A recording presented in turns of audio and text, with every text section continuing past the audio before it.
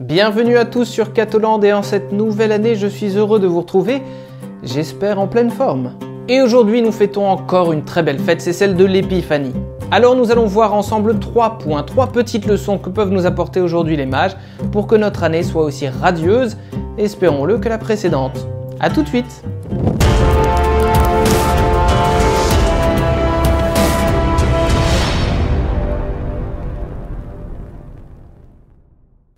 Alors juste avant de commencer, et en vous laissant quelques secondes encore pour vous abonner à Catholand, je vous rappelle quelques points importants sur l'Épiphanie et sur les fameux mages.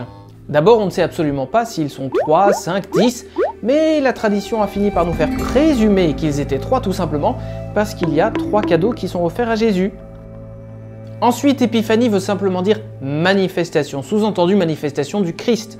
En Orient, c'est le 6 janvier que sera fêté Noël, mais pour nous, les catholiques, nous allons simplement fêter ce 6 janvier, la manifestation du Christ, aux nations païennes, c'est-à-dire à ces mages dont on ne sait pas s'ils étaient rois d'ailleurs, mais qui représentent certainement des étrangers. L'épiphanie ne se limite pas évidemment à la manifestation des mages, mais on parle aussi d'épiphanie pour le baptême du Seigneur Jésus au Jourdain et pour le premier miracle à Cana. Côté catholique, on insiste donc sur les mages. Venons maintenant aux 3 leçons dont j'ai parlé. J'en ai dit 3, mais en fait, il y en a beaucoup plus. Mais on va commencer l'année tranquillement. La première leçon, c'est que l'Épiphanie nous dit quelque chose de notre propre vocation chrétienne. Je reviens sur les cadeaux qui ont été faits à Jésus. Il y a de l'or, il y a de l'encens, il y a de la myrrhe. Vous le savez, l'or, c'est le symbole de la royauté, l'encens, c'est le symbole du sacerdoce et de la divinité du Christ, et puis la myrrhe, c'est le symbole de son ensevelissement, sa mise au tombeau, et donc de sa passion, de sa mort. Par l'or, il est roi évidemment. Par l'encens, il est prêtre bien sûr. Et puis par la myrrhe, il est aussi prophète. Et justement, quand chacun de nous est baptisé, nous devenons nous-mêmes, par participation à Jésus, prêtres, prophètes et rois, que nous soyons hommes ou femmes, peu importe. Donc ces cadeaux donnés par les mages, nous les recevons nous-mêmes, et c'est à nous de les faire fructifier dans notre vie. La deuxième leçon de l'Épiphanie, c'est que la foi est appelée à collaborer bel et bien avec la raison, avec l'intelligence. Je l'ai dit, les mages n'étaient pas rois, on n'a aucune raison de le croire, mais en revanche, ils étaient des gens qui observaient les astres, ce qui veut dire qu'ils étaient des scientifiques en quelque sorte, des hommes de pensée, des hommes de calcul, des sages.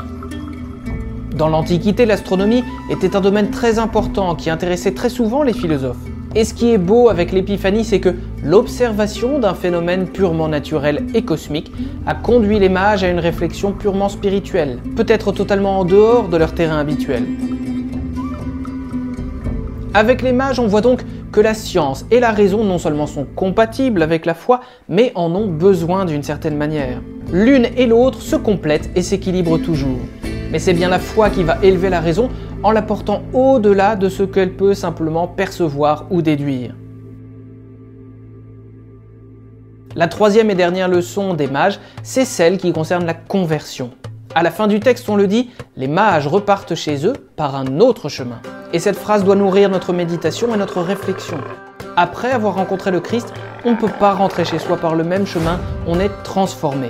Ça ne veut pas dire qu'on est méconnaissable et totalement différent et pour toujours. Ça veut dire qu'on est meilleur qu'avant. Car Dieu qui nous a créés prend toujours soin de garder ce qu'il y a de meilleur en nous, et pour le bénéfice du monde entier. Alors j'espère que ces 3 leçons des rois mages vont vous aider comme elles m'ont aidé aujourd'hui.